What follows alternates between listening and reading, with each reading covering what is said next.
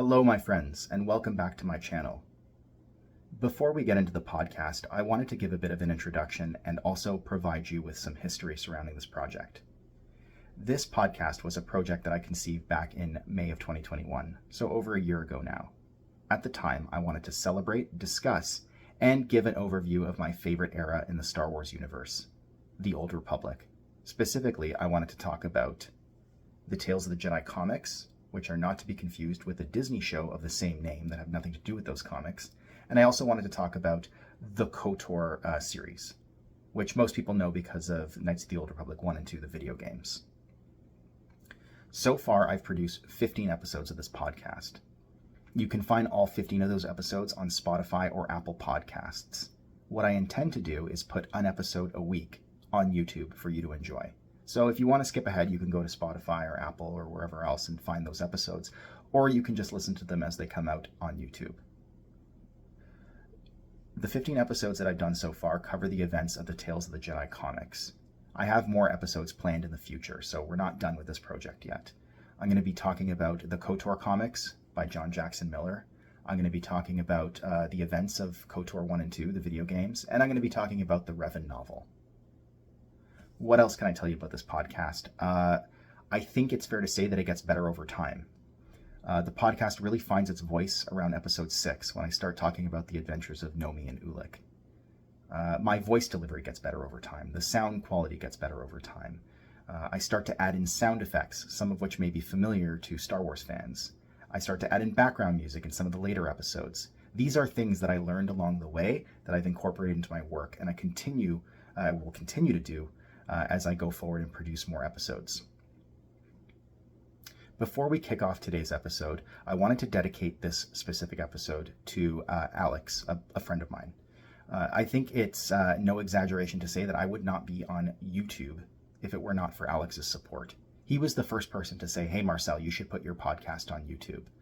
If you don't know him, he goes by, and this will be familiar to Star Wars YouTubers, Magneno Alex. So you should find his channel and you should sub to it because he does a lot of reviews of the Star Wars Expanded Universe. And as I understand it, when he's done with that, he's going to be talking about other sci-fi series that may be of interest to Star Wars fans. He has some really good stuff on his channel and I'm a big fan of it.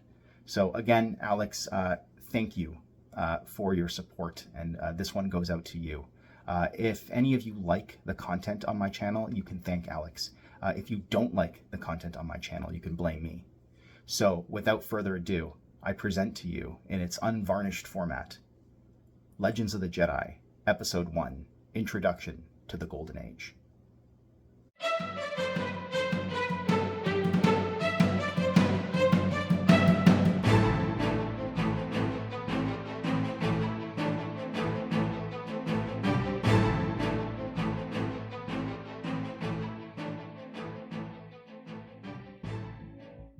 Hello everyone, and welcome to the very first episode of the Star Wars podcast, Legends of the Jedi, where we talk about the ancient Jedi Order and the Knights of the Old Republic. Now, a lot of you probably know what I mean when I talk about the Knights of the Old Republic. It's a video game that came out in July 2003, probably one of the best Star Wars video games ever made, if not the best. It takes place thousands of years before the original Star Wars trilogy. It was so popular that it spawned a sequel, Knights of the Old Republic 2, as well as a massive multiplayer online RPG just called The Old Republic. Although it was originally developed by BioWare, it was announced earlier this year that Aspyr Media is going to be doing the remake. Aspyr Media was responsible for porting Knights of the Old Republic 1 and 2 to mobile, so you can play it on your Android or your iPhone. I've actually tried Knights of the Old Republic on my Android, and it is fantastic. They did a great job porting it, so I'm very excited about the remake. You know, when I first played this game nearly 20 years ago, it captured my imagination. It has all the best things that Star Wars has to offer: mystery, adventure, a galactic conflict, and, spoiler alert, a devastating superweapon. You can't have Star Wars without a giant superweapon. So my aim in this podcast is to delve deep into the lore surrounding this era of the Star Wars Expanded Universe. But before we even do that, I want to throw up a disclaimer. Most of the lore that we discuss in this podcast is not considered, air quote, canon. So what do I mean by canon? Well, when Disney bought Star Wars, they pretty much jettisoned the old expanded universe, with a few exceptions. They started fresh for the most part. So with those exceptions in mind, any Star Wars comic, novel, or game that came out before the Disney purchase are no longer considered canon. They're not part of the official continuity. These materials were rebranded as Legends. Now, the interesting thing about this particular era is that Disney hasn't really touched it yet. There's a couple minor references in some of the new material. For example, I think they mentioned the Sith Wars in one of the novels, or at least a couple of the novels, and they mentioned Revan in one of the visual dictionaries, but for the most part, the era currently remains untouched in the rebooted universe. And to that end, I'm hoping to create a bit of a streamlined chronicle for people who are interested in learning more about that time period and why it's so inspiring. Because I gotta say, these stories inspired me when I was a kid, and they continue to inspire me today. So with all that said, pick up your lightsabers, pick up your blaster pistols, and join me on the journey to the past. Cue Star Wars opening theme. An even longer time ago, in a galaxy far, far away. Before there was the Knights of the Old Republic, there were the Tales of the Jedi. Now, Tales of the Jedi was a series of comic books. It ran for about 35 issues, and the story spanned for over 1,000 years of Star Wars history. The tales were published by Dark Horse Comics beginning in 1993. So Dark Horse had the license for Star Wars comics before it was taken back by Marvel.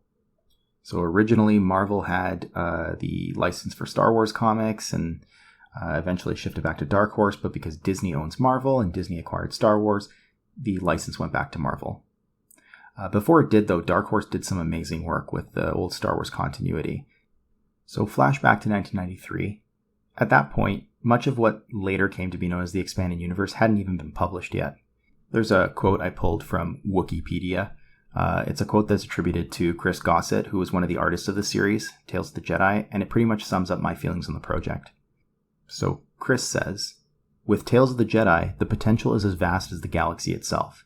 We haven't scratched the surface of what Tales of the Jedi could be. It's so far back in the past, there is no reason to fear that any story we tell could interfere with core continuity."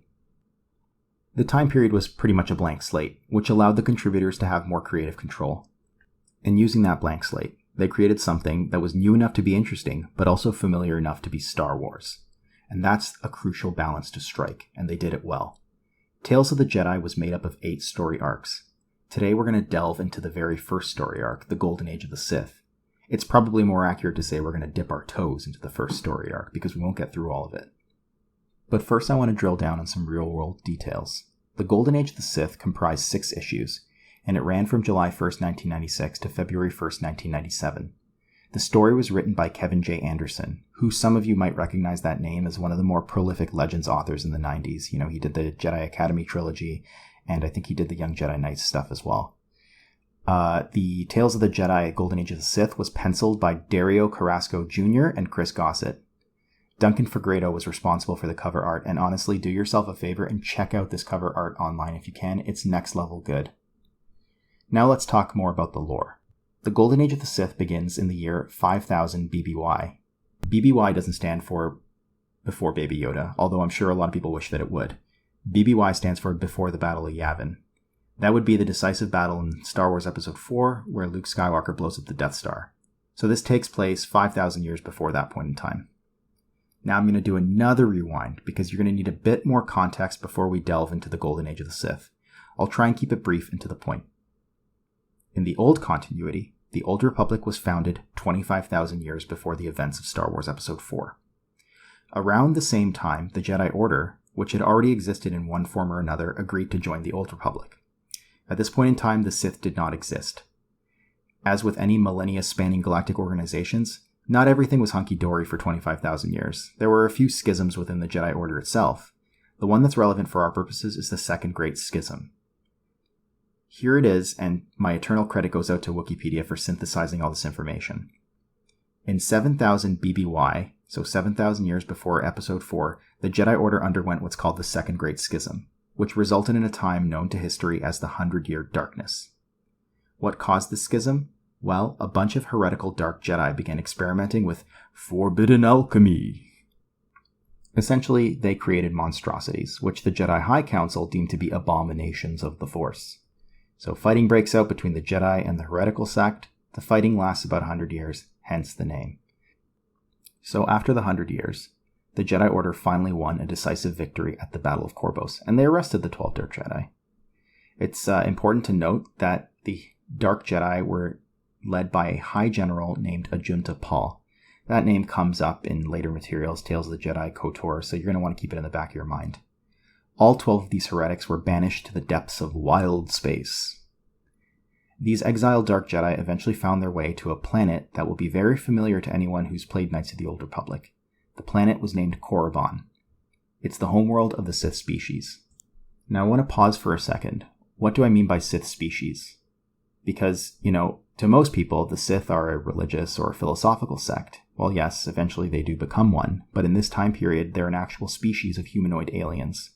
These Sith, purebloods as they're called, are generally characterized by their red skin color. They have sharp predatory features, red cheek tendrils that kind of hang down, bone spurs on various parts of their bodies, and in some cases, glowing yellow eyes. Genetic variations exist as they do in all biological creatures, but these are some of the main features that one might find from a pure-blooded Sith.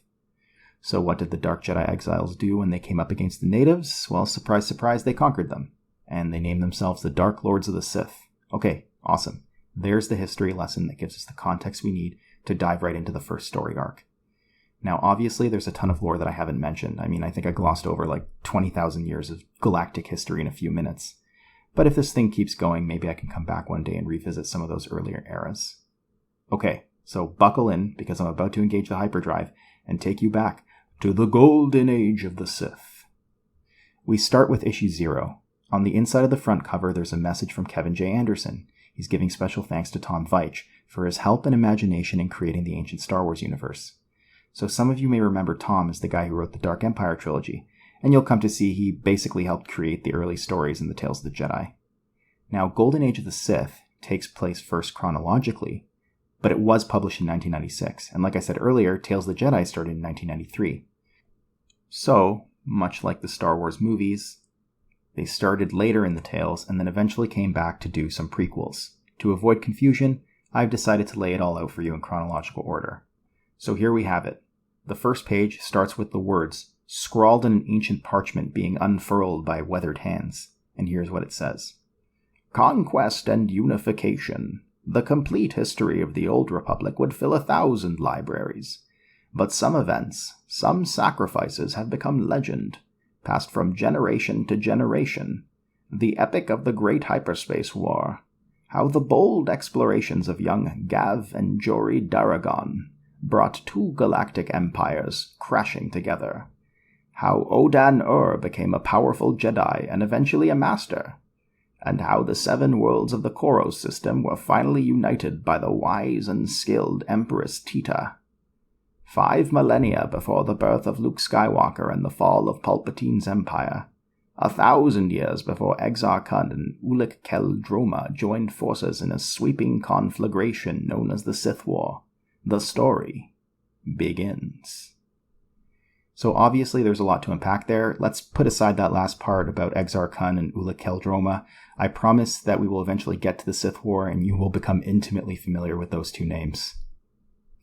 For now, let's focus on the people we're about to meet in the story, the brother and sister hyperspace explorers Gav and Jory Daragon, the wise Empress Tita, and the powerful Jedi Odan-Ur. When we delve into the first couple pages of the story, we meet Odan-Ur. He's a steely, gray-skinned humanoid alien, and he's poring over some ancient tomes. Much like us, Odan-Ur is fascinated by lore and history, especially the history of the Sith. Now, it's a bit unclear from a narrative perspective how Odan-Ur knows that the Sith exist, but let's just put that aside for now, because he mentions the Sith, so clearly he knows that the Sith exist in some fashion, even though they haven't really emerged on the galactic stage yet. So Odan-Ur's in a room with his master, the great and wise Jedi Uru. Now, Uru is a squid-like creature encased in a crystal structure. And, he reminds Odan-Ur that even if he would prefer to spend his entire life in the company of scrolls and documents, a Jedi has other responsibilities and duties. You can't be a bookworm forever. You got to take your head of the books and get out there and help the people. Now, the comic goes into the Great Schism that I talked about earlier. It refers to it as the First Great Schism, but as I told you before, it's actually better known as the Second Great Schism. This is what happens when you have a story early on before much of the continuity has been established, and so they later retcon some things and they added in a Great Schism before this one. But, the takeaway here is that this is the Second Great Schism, not the first. That story in the comic recounts how the Dark Jedi exiles found the primitive Sith, like I've told you, and conquered them. The Sith primitives treated these exiles as gods. And with unlimited resources and willing slaves, the Jedi exiles forged the Sith civilization into a new empire, bringing about a golden age of evil. Think Egyptian pharaohs, because that's essentially what these early Dark Lords of the Sith were. And, it's helpful to use that analog if you need some kind of real-world grounding. Not to beat a dead bantha, but it's kind of unclear how Oden-Ur has access to this information in his scrolls. Before their reemergence on the galactic stage, the Sith Empire was a closed-off society, so it's unlikely that the Jedi knew much about their existence, but it's clear from this that they knew something. So, flashing back to Oden-Ur, he's sent on a mission by Master Uru to help Empress Tita unite the Koro system. We learn that she's united 6 out of the 7 worlds in that system, but the struggle on the last world isn't going so well. Oden-Ur, who would much rather read history than make it, he says, agrees to go. It's his duty. So we flash to a new scene and a new location, the planet Sinagar, which is one of the 6 united worlds in the Koro system. Welcome to Abba the Hutt's service dock, where spaceships are fixed cheaply, quickly, and most importantly, quietly. All repairs guaranteed, but only for a limited time. So we meet a husband and wife, Hawk and Tamar Darrigan, and they're thanking Arba for fixing their ship, the Shadowrunner. You see, Ma and Pa Darrigan are high-risk supply runners on a mission of mercy and profit. They're going to be bringing supplies to that besieged 7th planet in the Koro system that I talked about earlier, and we find out that the planet's name is Kirik. We also find out that Arba repaired their ship in exchange for a percentage of their profits. Arba tells them to keep their voices down. He doesn't want anyone to know that a Hutt extended credit, oh, heaven forbid. We also meet our protagonists, Gav and Jory Darrigan. Like your typical teenagers, they want to follow their parents in another ship called the Starbreaker 12. Pa Darrigan tells them no, it's too dangerous. And Arba's also like, hey, Starbreaker 12 is actually collateral, so it's staying here at my service dock. Hence, the parents leave, the kids get left behind. That old trope. In the meantime, our Jedi buddy Oden-Ur meets up with Empress Tita's Jedi advisor Mehmet Nadil. Mehmet Nadil's this green humanoid alien. He kind of looks like Kit Fisto because he has the tendrils coming down the back of his head, but he also has this appendage coming out of his chin. So Nadil explains the situation to Oden-Ur. A bunch of pirate rebels on Kirik have blocked all attempts to unify the planet.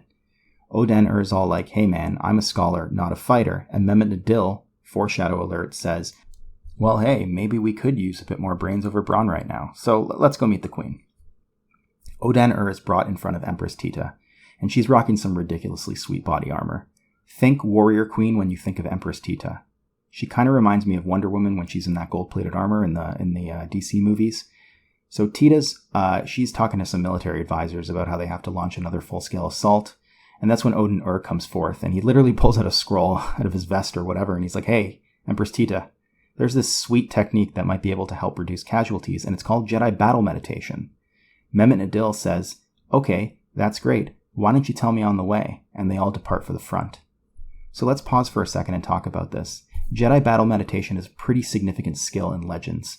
There are sources out there that say Palpatine used it at the Battle of Endor thousands of years later to coordinate the Imperial assault on the rebel forces. So it was an attempt to explain why the Imperials start to lose en masse when Emperor Palpatine gets thrown down that reactor shaft by Vader. Anyways, the important thing to remember at this point is that Jedi battle meditation exists, and that it's a pretty significant thing that's going to come up again and again, even in Knights of the Old Republic.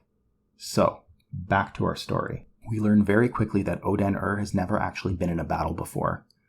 On the way to the front, he explains the concept of Jedi battle meditation to Mehmet Nadil. It goes a little something like this.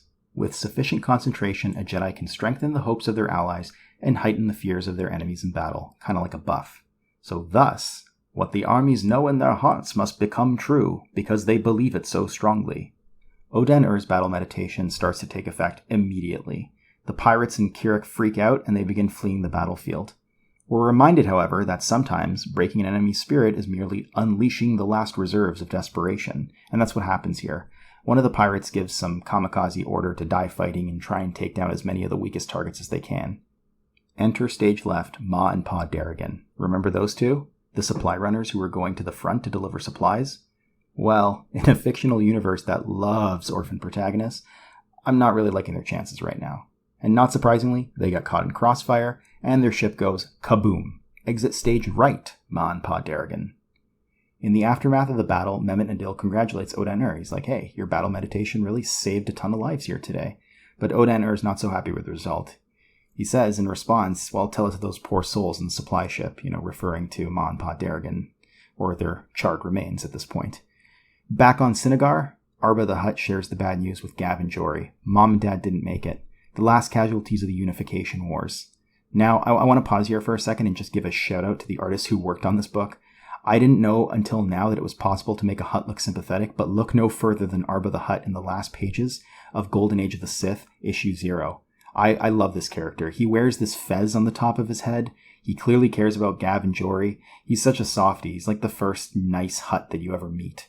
So Arba's all like, hey, look, I know the Starbreaker 12 was collateral, but your parents paid for it in blood. Here's the keys. It's yours. Well, yeah, he doesn't actually say here's the keys, but he gives them the ship. So issue 0 wraps with Gav and Jory looking up into the sky and resolving to make their parents proud and go and explore the galaxy.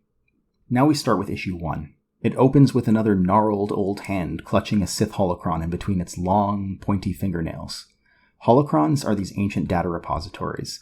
Jedi or Sith would use them to store knowledge, typically in the form of an AI that took on the personality of whoever made the holocron. So for example, if Obi-Wan Kenobi created a Jedi holocron, you get some little hologram of Obi-Wan telling you all of the wisdom that he stored in the holocron, of all of the Jedi knowledge that he accumulated over the years. That's basically how it works. The important thing to know here is that Sith holocrons are shaped like pyramids, and Jedi holocrons are typically shaped like cubes. So we start in with the opening scrawl. Into the unknown. For centuries, in a protected vault in the great library of Ossus, the captured Sith holocron closely guarded its legends and histories. Until now. So again, 5 millennia before the birth of Luke Skywalker, etc., etc., the old Republic was riding high and expanding. It was a time where the great Jedi Knights had tamed a mere portion of the galaxy. A time of rugged frontiers. Colony worlds were being established, while portions of space remained unexplored. Long-distance travel was often treacherous and uncertain. Each year, new hyperspace paths were mapped by intrepid hyperspace explorers, who sought useful roadways through an incomprehensible dimension. These intrepid risk-takers, some called them crazy, relied on blind luck as much as skill, gambling everything in a high-stakes game to map a valuable new route across the star lanes, hoping to find their fortune instead of their deaths. So we open in on Gav and Jory leaving Sinagar on the Starbreaker 12, heading for parts unknown. I just want to point out here that their ship has what appears to be sails on it. If you play Dungeons & Dragons, it kind of looks like one of those Spelljammer ships with sails on the top. It's absolutely wild looking. I think it's designed to look like an ancient vessel, and so, it has sails, and it looks like it's almost wooden in nature. Anyways, Gav and Jory are decked out in bracers. They're looking like they stepped right out of the ancient world from our Earth. They have like these metal neck bands and stuff like that. They have like head gear, and they look like ancient Romans or ancient Greeks. And I want to take another moment here to appreciate how absolutely insane their job is. They're basically pointing their ship in a direction in space and taking off. Like Han Solo says, and I think in episode 4, traveling through hyperspace is like dusting crops, boy. Well, one wrong coordinate and you could find yourself hurtling right through a planet or a star. Gav seems like a bit cheerful about it. He's all like, well, we haven't gone down a black hole yet, so they roll the dice and they engage the hyperdrive, heading into parts unknown. And when they come into hyperspace, everything looks good. They think they might have found a shortcut, something they can, sell to the Navigators Guild. But when they barely make it through a starstorm cluster in one piece, they realize, whoops, this is another bust. No one's ever going to purchase this route. It's all time to limp back home in our damaged, sailboat. So they head back to Sinagar and beg Arba the Hutt to fix their ship. Even though Arba is a softie, he's obviously had enough of these two. He's at his wit's end. So Jory tries to sweet-talk him, but Arba puts his foot down. Or I guess in this case, he puts his tail down. And he's like, look, you don't get the ship back until you pay me in full. I'm losing too many credits as it is, So he's a nice guy, he's a nice Hutt.